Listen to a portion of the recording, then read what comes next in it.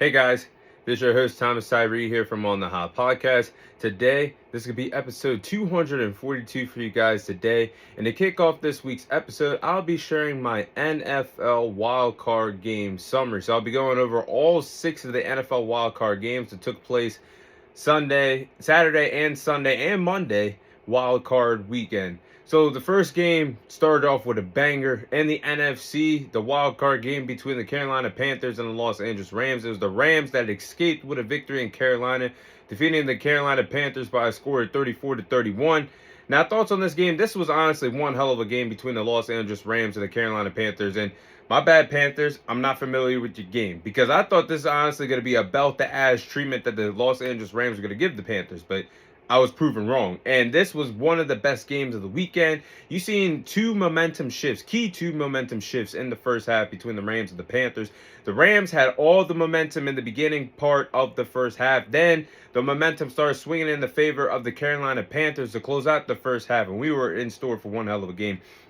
The Rams honestly made a lot of crucial mistakes against the Carolina Panthers. The offense made a lot of mistakes in the first half. You had the missed catch by Puka Nacua. He dropped the ball deep down the field. And then if you guys remember, Matthew Stafford was throwing a deep ball to Davante Adams. The two of them have not been playing together for weeks. And Davante Adams could not run in stride and catch the deep ball that Matthew Stafford threw to him. If he goes in stride and catches the ball, then that's a 6 that's going on the scoreboard for the Los Angeles Rams. So some missed opportunities in the first half, but I give the Carolina Panthers credit on defense. Like, they did everything they were supposed to do. They put the pressure on Matthew Stafford. He was very uncomfortable passing in the pocket. They put the pressure on him. Blitzes were coming home. The blitz packages that the Carolina Panthers had, the defensive backs were playing well. They did everything, honestly, they were supposed to do in this game. But in the NFL playoffs, it's levels to this game. Late in the fourth quarter, you give Matthew Stafford time to win the ball game for the Los Angeles Rams. We're talking about Matthew Stafford, one of the most clutch quarterbacks of this generation, of this era of football.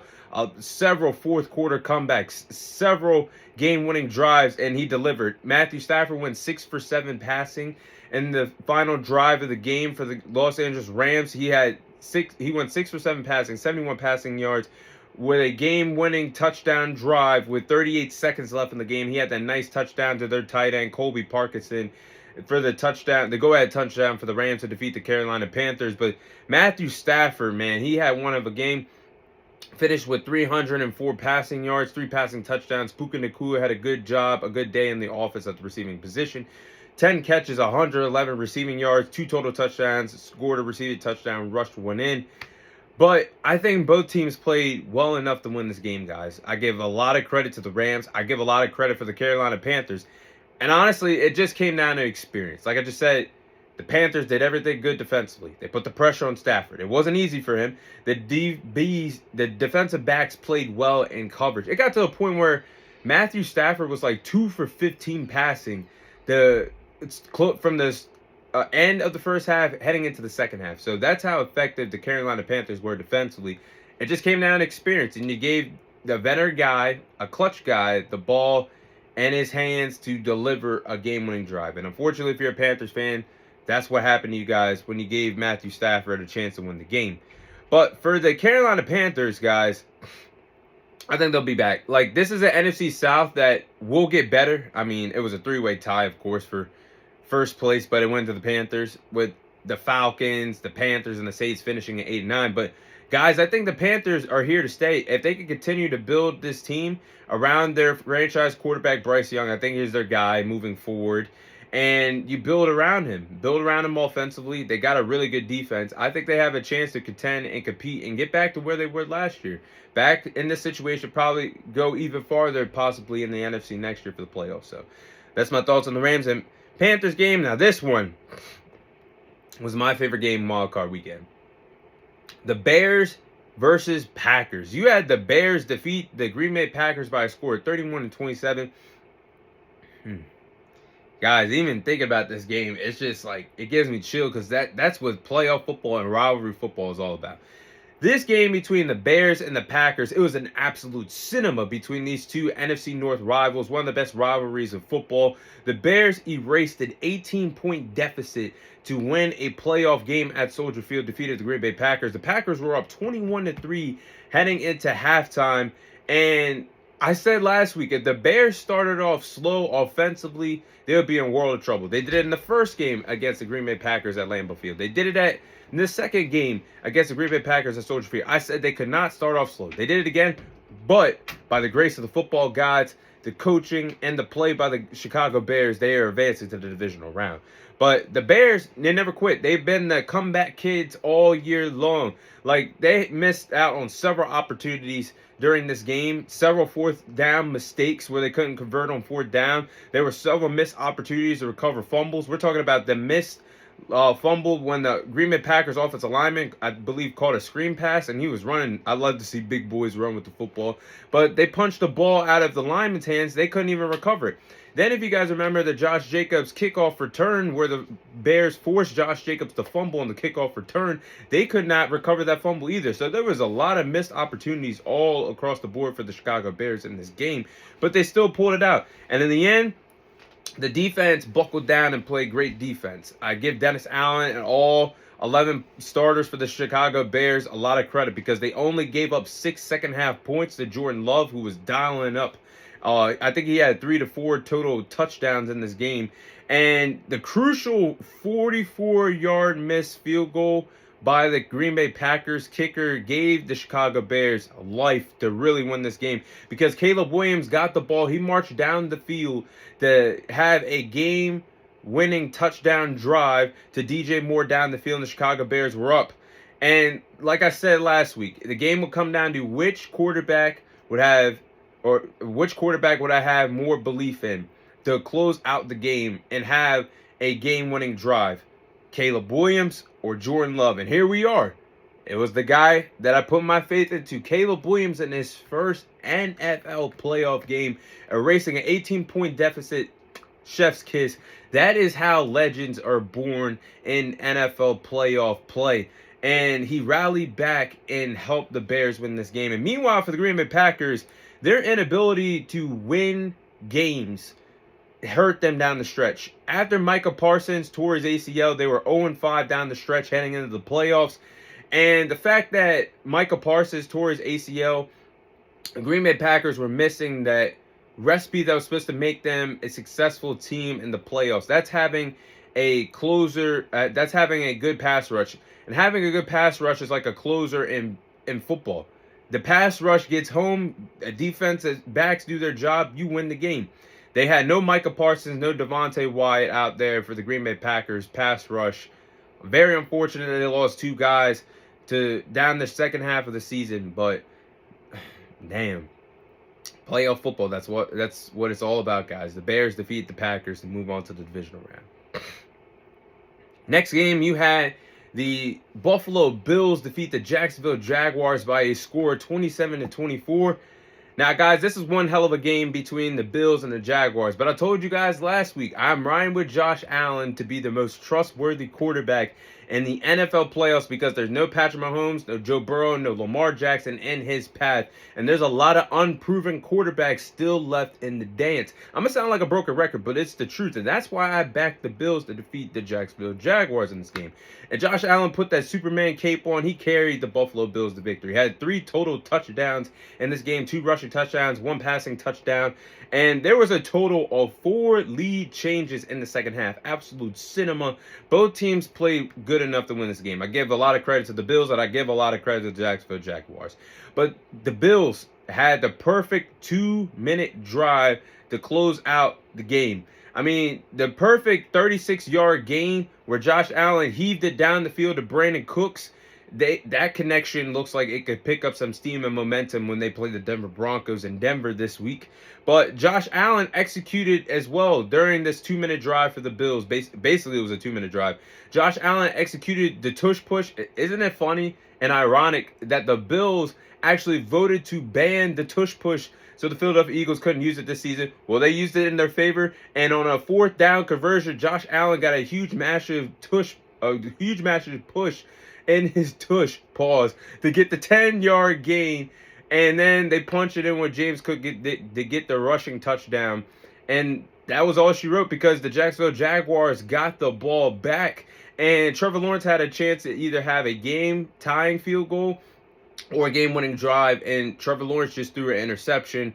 And that's all she wrote. And the Buffalo Bills win their first road playoff game in the last 33 years. So they punched their ticket to the divisional round to play the Denver Broncos. But there's something I want to address here, because the Jacksonville Jaguars did have a good season.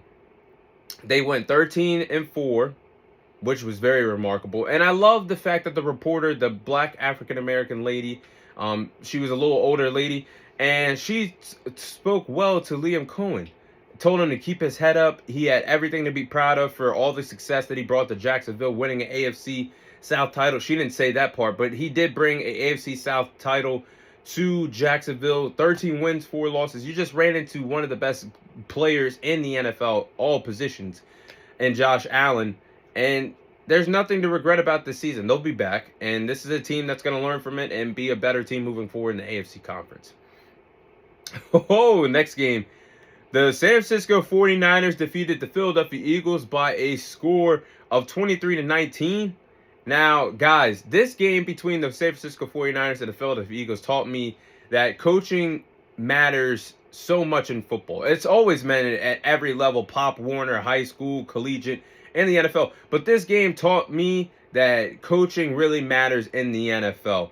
I mean, Kyle Shanahan and Robert Saleh are the best offensive and defensive-minded coaches, the best tag team duo that the league has to offer today. I'm just going to say it. There's no better play caller and no better defensive play caller in the league than what you're going to get right now with Kyle Shanahan and Robert Saleh together in San Francisco. Job well done. Injuries or not, this team defeated the Philadelphia Eagles, the reigning defending Super Bowl champions, on the road wild card weekend. And they got the damn job done. There was no Nick Bosa, as we know he's been gone for majority of the year. No Fred Warner, as we know he's been gone for majority of the year. Hell, their star tight end, George Kittle, one of their best overall players on the team, tore his Achilles early in this game, unfortunately. But they still got the damn job done. They were playing with probably 4th string, 5th string linebackers. And their defense did not miss a beat. They still played phenomenal against the Philadelphia Eagles. And the thing is, Brock Purdy had a good game. Yeah, he wasn't perfect. Yeah, he turned over the ball. But offensively, Brock Purdy, depending on the inside passing game where his receivers were running inside breaking routes, I thought that was a key ingredient to success against this Philadelphia Eagles secondary. And I actually loved the trick play where Jawan Jennings threw the touchdown to Christian McCaffrey. That was one of the big swing plays that the San Francisco 49ers needed in order to defeat the Philadelphia Eagles on the road. And Brock Purdy and the 49ers scored a touchdown late in the 4th quarter to get the lead. Then Jalen Hurts, it looked like they were going to drive down the field. Looked like they were going to connect with a touchdown. Looked like Jalen Hurts was going to be the hero in Philly. That 4th down incompletion basically put the Philadelphia Eagles season to bed. And let's talk about it, because all season long, we were saying, me and several other guests that I had on the podcast, we were saying all year long that the Philadelphia Eagles were frauds. Everyone is to blame offensively. You can fire Kevin Patullo all you want. That ain't going to cover the fact that this was a failed season when y'all had the most expensive offense in the National Football League. Y'all just won a Super Bowl with this offense. Y'all couldn't do shit all year long, play calling or not. Shame to everybody. Jalen Hurts had under 200 passing yards in this game. He went 0 for 7 on 15 yards passing down the field in this game. Unacceptable. That's the true dink and dunk. Someone that can't pass in between the numbers. That's unacceptable for a Super Bowl MVP that we're talking about in Jalen Hurts. And A.J. Brown wants to talk a lot of shit when the offense isn't going his way or he's not getting the ball. This man had 0 catches after the first quarter in this game against the San Francisco 49ers. This man dropped a wide open pass that Jalen Hurts connected to him, or should have connected to him. And the fact that A.J. Brown dropped the ball and then avoided the media after being eliminated for playoff contention shows me that A.J. Brown and the Philadelphia Eagles are on the verge of a nasty divorce this NFL offseason. But there's no excuses. Like, how does this Philadelphia Eagles, with all this talent, not get the job done against a lot of backups on the San Francisco 49ers defense? They deserve to go home. And like we said all year long, they were frauds. When Jalen Hurts doesn't have a good offensive coordinator holding his hand, who the hell is he? When the defense can't bail them out and the offense has to step up and do their job, who the hell are the Philadelphia Eagles? Answers have just been answered, and the 49ers defeat the Philadelphia Eagles. Next game, the Sunday night game, and then the rest of these games just get ugly. The Patriots defeated the Chargers by a score of 16-3. Now, there was only one total touchdown in this game between the Patriots and the Chargers. Very boring game. I mean, unless you like your X's and O's and a good defensive battle, this was your game. But other than that, in terms of excitement, from all the 4 games that we got prior to this game, this was a boring game. But bad offensive effort from Justin Herbert and the Los Angeles Chargers. They only scored 3 points. Justin Herbert got sacked 6 times. But I'm going to be honest here, guys. I am no longer giving Justin Herbert a pass anymore. This guy, the media has shoved the fact that Justin Herbert is a top 10 talent in this league. I'm not buying it. And the excuses are over, because how could you tell me that Justin Herbert is a top 10 quarterback? The man has been in the league since 2020. Phenomenal regular season player, but 0-3 in the postseason. How the hell is that telling me that Justin Herbert is a top 10 quarterback, but he's been in the league since 2020? You look at his playoff track record, and it's not good. Go back a few years ago to that wild card game against the Jacksonville Jaguars when they blew a 27-0 lead in the first half. And the next game last year when they played on the road against the Houston Texans, he threw 4 interceptions in that game against the Houston Texans. And then this year on the road against the New England Patriots, him and the offense only scored 3 points total in this game. So his playoff track record is horrible. And honestly, we might have to call him the modern day Derek Carr. Derek Carr was a good regular season quarterback, but never could get the job done in the postseason. Same thing with Justin Herbert, a phenomenal regular season quarterback, but can never get the job done in the postseason. The lights are too bright for him. And honestly, fans want to talk about the offensive line. Yeah, we know they dealt with injuries up front, but do you guys remember when Joe Burrow took a horrible Bengals offensive line to the Super Bowl? Do you guys remember during that run when Joe Burrow got sacked 9 times against the Tennessee Titans in the divisional round, but he still won that game and still pushed the Cincinnati Bengals to the Super Bowl? I'm tired of the excuses with Justin Herbert. He's not a top 10 guy. And honestly, Jauan Jennings, wide receiver for the San Francisco 49ers, has as many passing touchdowns in the postseason that Justin Herbert has. If you guys want to know, that's 2 total touchdowns that both Jauan Jennings, wide receiver for the 49ers, and quarterback Justin Herbert has thrown in their playoff careers. Unacceptable. I don't think he's a top 10 guy. And in the final game, the Monday night game, belt to ass. The Texans defeated the Steelers by a score of 30-6. This was a belt to ass game. Texans outclassed the Pittsburgh Steelers on both sides of the ball, offensively and defensively. Now, honestly, C.J. Stroud, we're going to have a conversation about him, but C.J. Stroud did not play well enough, and he fumbled the ball 3 times in this game, gave it away twice. He's got to clean up his mistakes if the Texans ever want to get far in the playoffs. You cannot do that type of shit that you did yesterday. It's going to cost you. And you're lucky you played a team like the Pittsburgh Steelers, because another team in the AFC, you do that against the Patriots this week, you're out. If you go to the AFC Championship, you do that against the Broncos or the Bills, you're out. So he's got to clean that up. But nonetheless, the Texans were a relentless pass rush, having Aaron Rodgers contained in a box. I mean, they scored 2 defensive touchdowns last night. The pick 6, the fumble. And honestly, the Steelers could not run the ball or pass the ball. And honestly, it looks like this is going to be Aaron Rodgers' last game.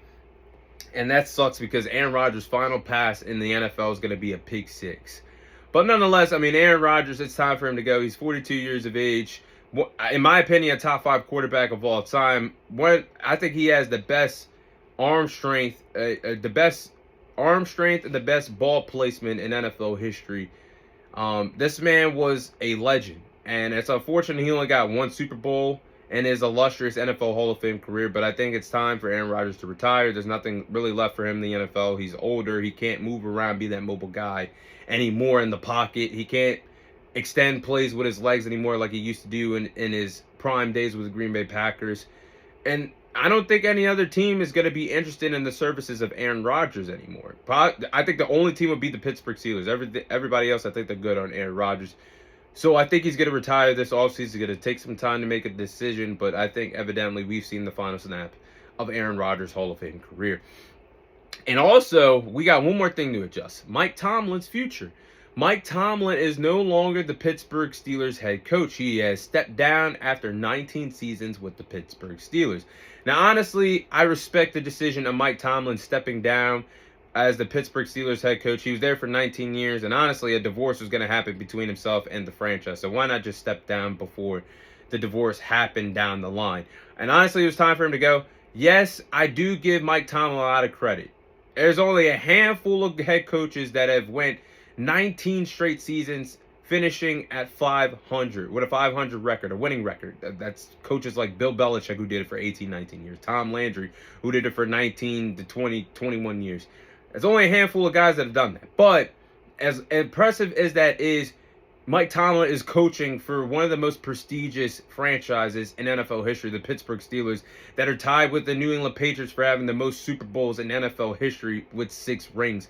Going 500 every year is something like the Titans would be proud of, the Saints would be proud of, the Browns would be proud of. Like, no disrespect to those franchises, but the Steelers aim for more.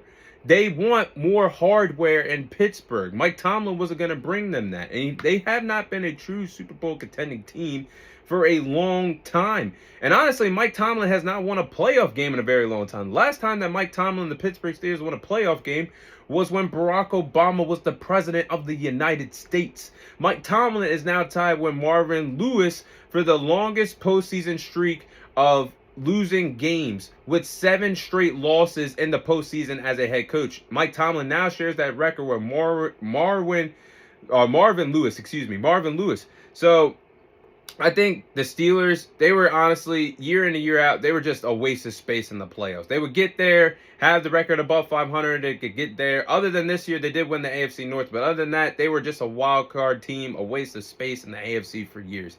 And they've gotten blown out several times. They've actually been blown out in their last 4 playoff appearances.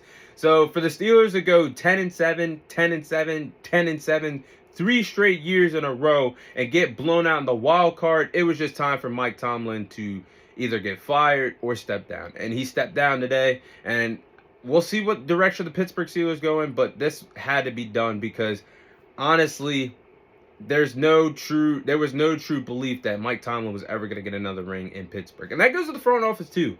I'm not letting the front office off the hook, because why were the Pittsburgh Steelers using veteran guys year in and year? Why was there a 42-year-old Aaron Rodgers this year? The year before that, why was there Justin Fields and Russell Wilson at the quarterback position? Before that, Kenny Pickett, Mason Rudolph, a washed and broken down Ben Roethlisberger. Like, why is the franchise not doing more to their services to get a serviceable quarterback that can actually get you in championship contention, rather than giving cheap veteran deals year in and year out, or going with the bare minimum? That goes to the front office as well. But those are my thoughts on NFL wildcard weekend and the NFL playoffs.